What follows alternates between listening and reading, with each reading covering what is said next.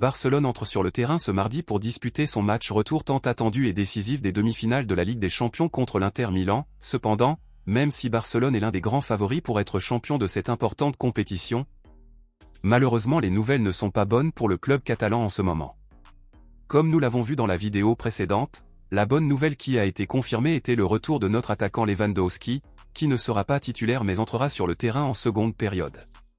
Cependant, même si c'est une bonne nouvelle, malheureusement, les nouvelles autour de la défense du club catalan ne sont pas bonnes du tout.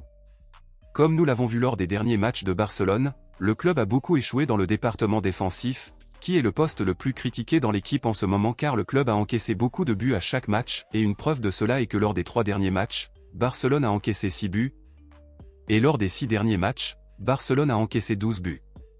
Contrairement à l'Inter Milan, qui possède actuellement la meilleure défense du championnat, Barcelone ne peut pas en dire autant, et pour couronner le tout, nous aurons 2 absences très importantes pour ce match. Après plusieurs tentatives médicales pour récupérer notre arrière latéral Alejandro Balde à temps pour ce match important, malheureusement le joueur n'a pas pu récupérer et ne jouera pas contre l'Inter Milan. Les journaux ont confirmé que Balde serait disponible pour le match retour, mais comme nous le voyons, malheureusement ce n'est pas ce qui se passera. Outre Alejandro Balde, notre arrière latéral Jules Koundé est également forfait pour ce match, et il n'y avait aucune chance qu'il joue. Koundé s'est blessé au match aller et manquera le match retour car il n'y avait aucune chance qu'il récupère à temps. Avec cela, malheureusement, nous n'aurons pas notre arrière gauche ou arrière droit titulaire, et c'est extrêmement inquiétant car la défense, qui est déjà mauvaise en ce moment, va encore empirer.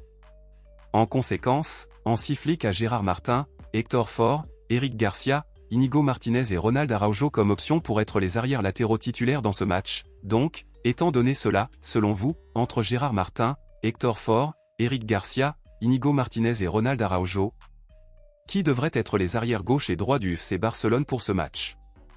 Dites-le moi ici et je lirai votre commentaire. À bientôt dans la prochaine vidéo.